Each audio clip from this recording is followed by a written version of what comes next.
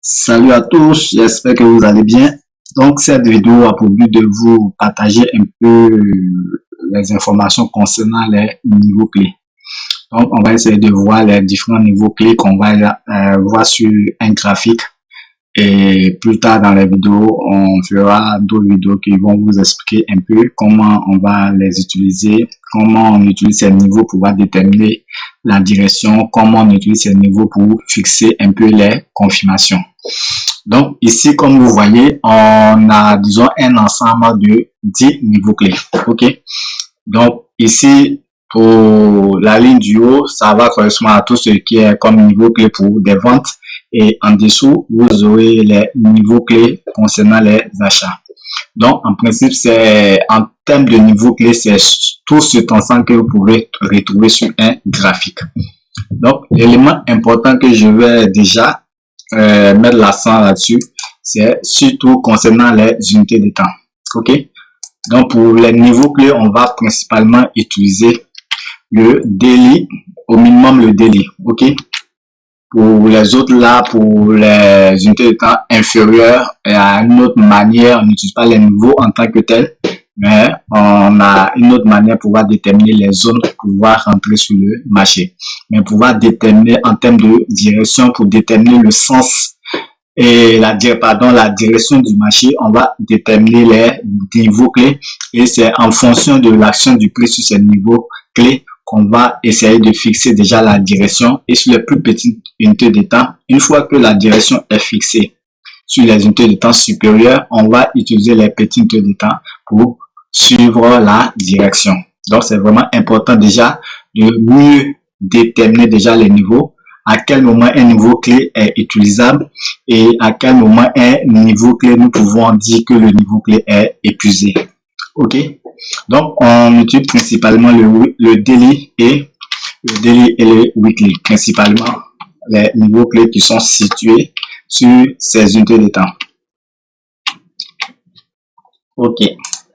Donc, ici, comme vous voyez ça, c'est les niveaux clés classiques. Hein? OK, sommet, creux. Lorsqu'on va essayer de voir de façon pratique sur les graphiques, on va essayer de parler un peu comment on essaie de bien tracer ces niveaux en considérant les prix de clôture. OK? Donc, ça, ce sont les niveaux clés classiques, donc les sommets et creux. Donc, ça, c'est pour des ventes. Donc, tout ce qui est comme sommet ou creux, nous allons les considérer comme des niveaux clés. N'oubliez pas toujours daily et weekly. Et lorsque nous avons, par exemple, un creux qui est brisé, dans notre exemple ici, on a ce creux, OK, nous avons ce creux qui est brisé. Donc, une fois que le creux est brisé, en principe, change de polarité. Donc, dans notre cas ici, nous aurons ici, on aura un niveau clé qui sera ici et on aura un deuxième niveau clé qui est ici. OK? Vice versa pour lorsqu'il s'agit de faire des achats. Donc, ici, on a notre creux.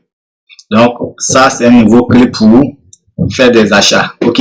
Donc, comme je l'ai dit, un niveau clé n'est pas, disons, un niveau où lorsque le marché arrive sur le niveau, on va automatiquement rentrer sur le marché. Non, c'est juste un repère.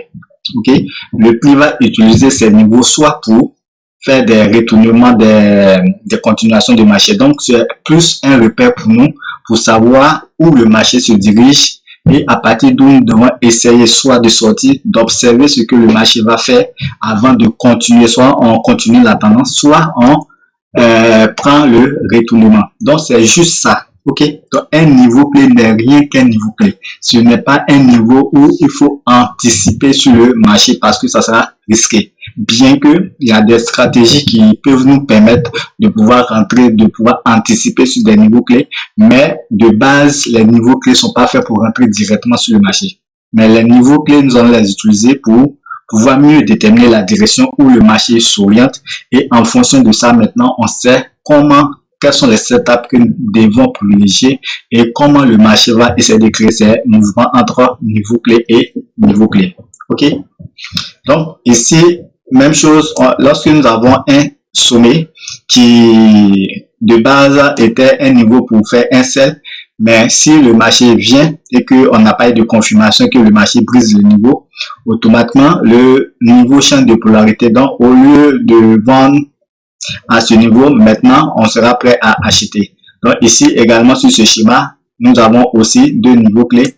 Donc, on a ce niveau qui est le cours qui est plus bas et on a aussi ce niveau qui est le sommet qui a été brisé. Donc, voici les deux niveaux concernant ce schéma. Le troisième niveau clé qu'on peut voir en tant que tel, en termes de modèle, c'est lorsque vous avez ici, pour le modèle de vente, lorsque vous avez deux chandeliers de même couleur, donc ici dans le cas où c'est des chandeliers baissiers, l'intersection va être un niveau clé, ok? Ça sera considéré comme un niveau clé, donc un niveau où on va essayer d'observer le prix, ce que le prix va faire, et en fonction s'il y a un retournement, s'il y a une confirmation, alors nous, on pourra prendre des décisions sur soit à moyen, court ou long terme. Ok? Donc, ça, c'est le modèle pour l'achat. L'autre modèle que peut-être beaucoup connaissent, c'est ou d'autres vont appeler les QML, épaule, tête, épaule. Ok? Donc, dans le schéma de QML ou épaule, tête, épaule, très souvent, vous allez avoir trois niveaux clés. Ok? Donc, on aura un niveau clé qui sera le QML qui est ici. On aura un niveau clé qui est ce creux. Et le troisième niveau clé sera ici. Donc, vous voyez que nous avons trois niveaux clés où le prix peut être stoppé. Et en fonction de ce que le prix va faire par rapport à un niveau, on saura prendre nos décisions. Ok? Donc, le prix viendra sur les niveaux.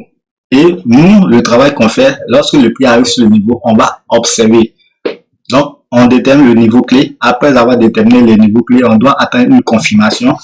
Et lorsqu'on a une confirmation, en principe, on va travailler au moins avec 3 unités de temps pour avoir notre confirmation si la direction change ou si la direction continue. Ok?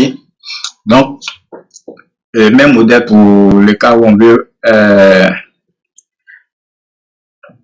désolé, ici c'est le même modèle que celui du haut, donc on va essayer de changer rapidement. Ouais, ici c'est plus un modèle pour l'achat. Ok?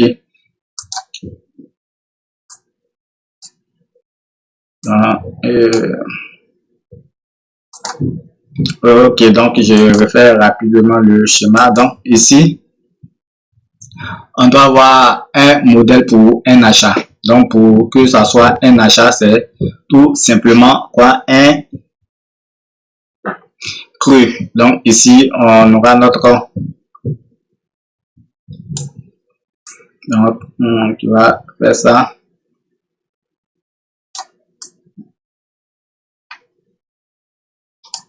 Ok. Voilà. Donc ça, c'est le modèle pour l'achat. Donc ici, on aura un niveau clé à ce niveau. Ici, on a un autre niveau clé là. Et ici, on a notre troisième niveau clé. Ok? Donc ça, c'est le modèle pour l'achat et ça, c'est le modèle pour les ventes.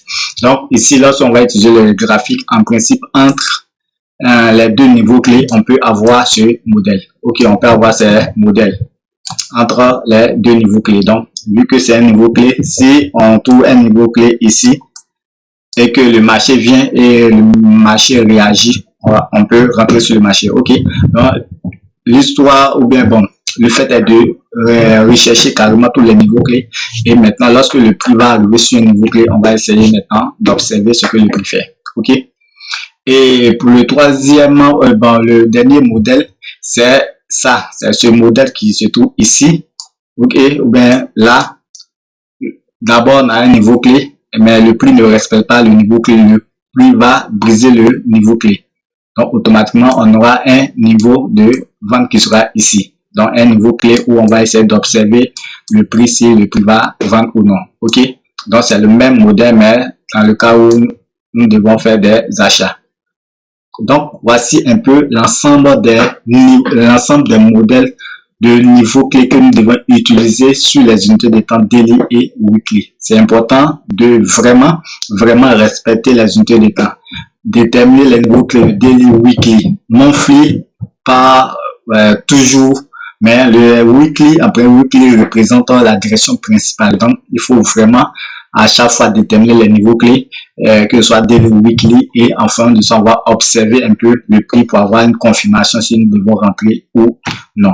Ok, donc on va se donner rendez-vous sur la vidéo précédente, la vidéo suivante, pardon, où on va essayer de faire plus ou moins la pratique sur un graphique pour essayer de mieux déterminer comment on va déterminer ces niveaux clés. Donc d'ici là, portez-vous bien et nous donnons rendez-vous pour la prochaine vidéo. Merci.